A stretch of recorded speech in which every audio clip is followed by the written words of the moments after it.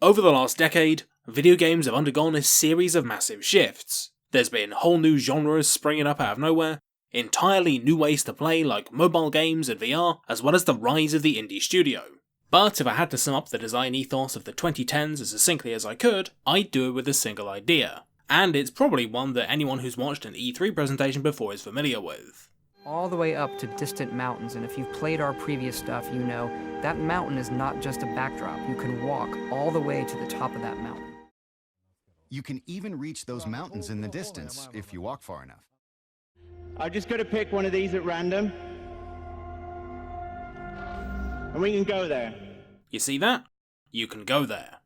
It's a hell of a pitch, and it's no wonder really that open world games have become as popular as they have done over the last decade, with the trend only really beginning to peter out very recently. With games like Minecraft, GTA, Horizon Zero Dawn, Fallout and a bunch of other games making megabucks, and with more processing power than ever to work with, the promise of a true, living, breathing virtual world for players to explore was for the first time becoming possible to realise. However, for all the more recent games that have tried to fulfill this goal of a massive immersive environment, there's been surprisingly few that have been able to really deliver on the fun of exploration and discovery that the open world format offers.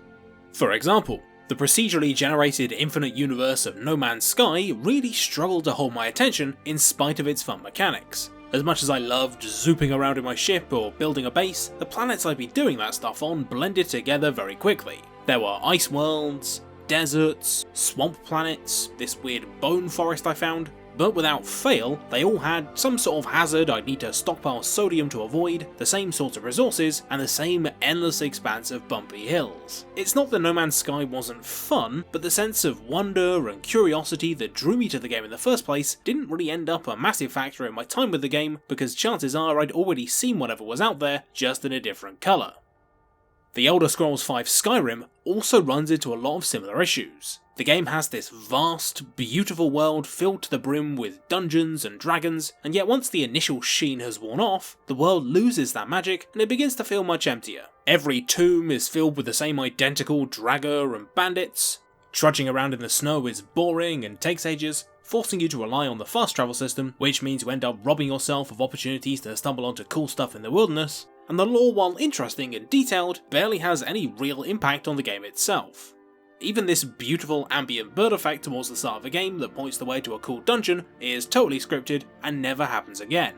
As much as the game wants you to think that Skyrim is a deep and well-realised fantasy world, it's much more like a movie set.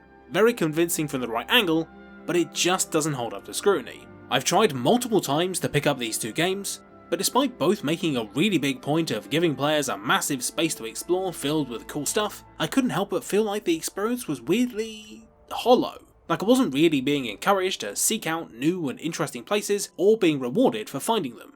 And that made it kinda hard to get immersed in the environments these games create. And that's a shame, because the joy of exploration is a foundational gaming experience. It's what got players to advance past that first screen in the very first Zelda, it's what got them to try running left for a change in Metroid, and it's what tempted players into venturing beyond Durotar and into the wider world of Warcraft. But as video gaming worlds have gotten bigger and more impressive with more stuff to do, that exploratory experience has, if anything, become harder to find. Which is strange. More world to explore, rendered in greater detail, should be a uniformly good thing. Well, maybe not.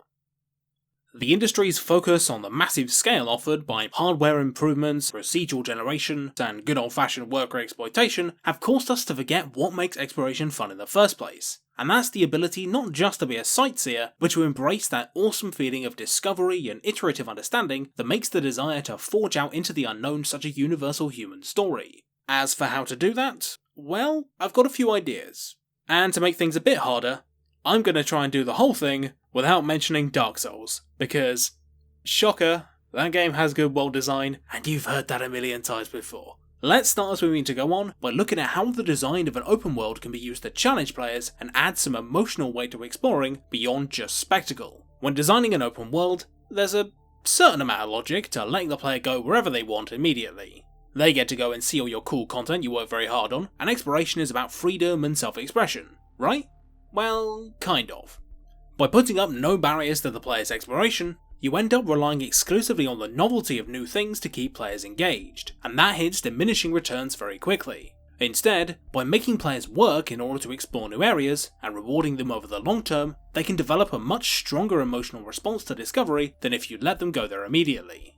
This can take many forms. In survival games, you might have a spooky area that requires the player to invest in special gear to safely explore, and that apprehension and curiosity can make finally getting there really satisfying. Or, you could encourage players to backtrack and re-explore areas they've already been to. Some of the best moments in Outer Wilds were when you got to go back to planets you'd already been to, armed with new information that let you access hidden zones that were previously locked off. Just giving players glimpses of high-level areas, like during World of Warcraft's flight paths, can be a great way to get players pumped up for one day setting foot in those zones themselves. The trick is to give the player some sort of emotional connection. Make them want to venture into the outside world, but don't let them until they put in a bit of effort elsewhere. That makes the payoff much more satisfying than just audiovisual spectacle alone could create.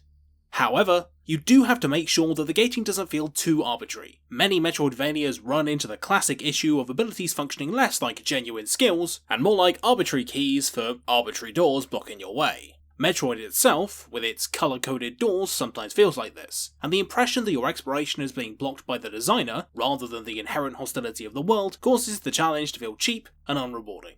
It's also very important to trust the player enough to let them get lost or bump into dead ends a little bit, as that small bit of frustration will pay dividends later on. Finally getting to the crashed frigate in Metroid Prime after hours of having it just out of reach is one of the best moments in the game because of those hours of build-up. Remnant from the Ashes takes a lot of world design cues from games like, Demon Souls, and a lot of its environments and set pieces are freaking cool. Unfortunately, the world itself is essentially one gigantic multi-dimensional corridor. It's impossible not to explore in the right direction, so finding somewhere new and interesting simply feels inevitable rather than the result of your hard work. Guacamelee 2 also runs into the same sort of problems. Whilst it clearly pays a lot of homage to Metroid, Guacamelee's world map is less of a labyrinth and more of a roller coaster. Each new tool you need is always a few corridors away, and the vast majority of one's upgrades are in side rooms directly adjacent to the critical path that can be accessed almost immediately. To make up for this though, Guacamelee does have a pretty fantastic movement system, with you leaping, uppercutting, and fluttering your way through both the worlds of the living and the dead. So even if your brain isn't really being challenged, exploring the world never gets boring. This brings me on to another key point, and that is that a good world is fun to move around in. Batman Arkham City, the best Arkham game, is big on verticality, with high gothic buildings dominating the skyline that section off tightly packed alleyways, tunnels, and small open areas great for an encounter with a pack of goons. This focus on sharp changes in altitude plays into your primary methods of getting around as Batman: the grapple and the glide.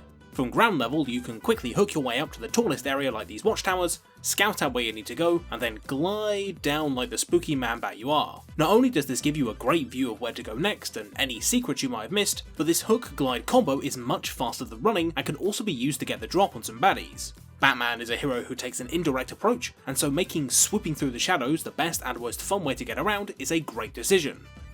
Optionally, the game even lets you upgrade your hook so that you can directly chain it into a glide, letting you combo together these massive leaps where you never touch the ground. Using the grapnel boost is probably the most fun bit of the entire game, and Rocksteady knows it. So they actually organised most of the rooftops around the best grapple points, with the buildings often placed around them in order of descending height. That means that if you fly down from, say, this street from the Ace Chemicals building, you'll be able to get a perfect landing right on top of whichever building you want. A world that's fun to navigate and feeds into your character's movement system is a key component of a well-designed world, as it helps to mitigate the inherent boredom of backtracking and means that developers don't need to be afraid of giving players a little downtime because they can easily entertain themselves. This is particularly important in games with a larger open world that takes longer to navigate. Getting around has to be both fun and relatively efficient to be worth using. Breath of the Wild does this excellently by letting you shield surf, gallop, and glide across the world, maintaining that all-important sense of scale, but not making it so that you have to hoof it all over Hyrule, which would take absolutely forever. GTA goes a different direction, and lets you listen to the radio or the character's banter while you're driving, which goes some way towards alleviating the fact that this whole area in the middle of the map has about as much content as Rockstar have paid tax. Worlds that are fun to move around in and offer a satisfying challenge to the player are great examples to imitate and help players who are already in that explorative mindset have more fun, but I feel like they don't quite get to the heart of how you make a world that's fun to explore in the first place. The real answer to this question didn't occur to me until I went back over my old Hollow Knight footage to work out why, exactly, Hallownest stands out over most others, and why it was such a fun world simply to exist in. Mild spoilers for the mid-game and an optional area. The City of Tears is a highlight moment for pretty much anyone who's managed to reach it, and represents the culmination of maybe 3 to 5 hours of effort, with you using an item you got from the very first boss to open this big door. Once you're inside, you'll notice the fantastic music and this brilliant melancholy aesthetic. This combined with the urban environment means that the City of Tears feels completely different to everywhere you've been before. The city is made up of dense, claustrophobic towers packed to bursting with enemies and obstacles interspersed by incredibly wide open areas that lend the place a unique sense of scale that makes it a real joy to run around in. Now, this would be great enough as it is, but there's a much more important and way more subtle reason this place rules, and I only managed to spot it because I'm a horrible misanthrope who's incapable of just sitting back and enjoying things. See, I still had one big question to answer about the City of Tears, even after more or less fully exploring it. Where's all the water coming from? I'd actually have been completely willing to forgive the game for just including the rain because it looked cool. But if you journey up to an area of the map directly above the City of Tears, way off the critical path, you'll find this place. The Blue Lake. A massive reservoir that slowly drips water down into the cave below. Team Cherry knew I'd be curious about how the world works, and so they made an area specifically to answer that question. Finding the Blue Lake and working out the implications of its position was like solving a puzzle. The world suddenly fit together in a way it just didn't before, and resolving that seemingly unimportant question from hours ago was a more memorable moment and felt better to achieve than beating most of the boss fights. The key thing that I loved most about this discovery is that it felt like I had a part in it. I asked questions, and my curiosity was rewarded with cool new information that gave me a new appreciation for the things I've explored so far, and hyped me up for all the other details I was going to find as I carried on playing. I think it's this sense of dynamism that all open world should strive for, to reward exploration with more things to explore and discover, and there are a bunch of different ways to do this. Hollow Knight, of course, uses excellent world building to foster a sense of gradual understanding and mastery of the game's narrative and geography, with only the most dedicated players able to really understand what's going on. Audio logs and character diaries, overdone though they may be, give players who are already interested in exploring the world even more details and lore to work with by giving them a look at the world from a completely different character's perspective. This ends up creating an awesome feedback loop where players are compelled to resolve the dangling questions created by the audio logs, which gets them even more hyped up to find the rest. Guild Wars 2 has a really neat spin on this idea as well. The developers make a point of hiding stuff like cool panoramic cutscenes, interesting world building, and even sometimes entire little mini dungeons in areas that only diehard explorers would find. Stumbling onto this cool pirate cave in the main city, complete with spooky ghost puzzles, was great fun, and really fleshed out the lore in a way that felt natural and like it was a reward, rather than an obligatory bit of quest text that I and 99% of other people who didn't have infinite patience would have ignored. And ultimately, this is why a lot of high budget worlds feel so empty, despite having a lot of stuff in them. They lack ways for the player to make the experience of exploration personal. Humans are driven to explore new places and ideas because getting there will be an enjoyable challenge, but also because the discovery will teach us something new about our relationship with the world. The same is true for video games. If a game can't make the journey to the discovery interesting, or the implications of it meaningful, then players are going to get bored very quickly. Journeying up Skyrim's tallest mountain and finding a cool dragon voiced by Mario, it's true, look it up, is much less interesting when you're told to do it as part of the main quest. And having a nearly infinite procedural world is great, but there should be a reason to go out and explore it. If the open world era can be summed up in a single lame and kind of misleading platitude, then it would only be fair to do the same for the lesson we can learn from it now that the open world is falling out of favour. And that would be that having more destinations isn't anywhere near as important as creating meaningful journeys. So when you hear a developer, or a marketing person, or Todd Howard, the master of lies, telling you all about their cool new game when they break out that old line, I actually think that means they've missed the point, and could stand to learn a little something from an underappreciated diamond in the rough called Dark Souls. Oh wait, shit! Fuck! God damn it! Hey, hello, and thanks for watching. This episode was originally going to be about something completely different, but I've decided to split it in two, so keep an eye out for the next video at some point in the near future, hopefully. If you'd like to help out with the production of future episodes, then feel free to sign up on my Patreon alongside these lovely mysterious benefactors: Alex Deloche, Assaran, Alno94, Baxter Heel, Brian Notariani, Calvin Han, Colin Haman, Chill, Daniel Metjes, Dirk Jan Karambeld, Evie, Feetsalot, Ibathon, Jesse Ryan, Jonathan Kristensen, Joshua Binswanger, Lee Berman, Lucas Slack, Lunar Eagle 1996, Mace Window 54, Manuki, Max Filipov, Patrick Romberg, Philby the Bilby, Phony Homeless, PR05P3RO, or Prospero, I think, Sam Myers, Ray's Dad, Samuel Vanderplatz, Strateger in Ultima, Yaron Mirren, and Chow. I'd also like to take this time to recommend a cool YouTube channel you should subscribe to, and this time it's Blackthorn Prod, a game designer and artist who's got some really great guides focusing on the practical side of getting a game made, as well as his own experiences publishing a game that you should probably buy. It's quite good. And he even drew a slightly less evil looking version of me. Go and check him out. Well, with that out of the way, I've got to get to work on the aforementioned next video, so I will leave you there. See you around. Bye!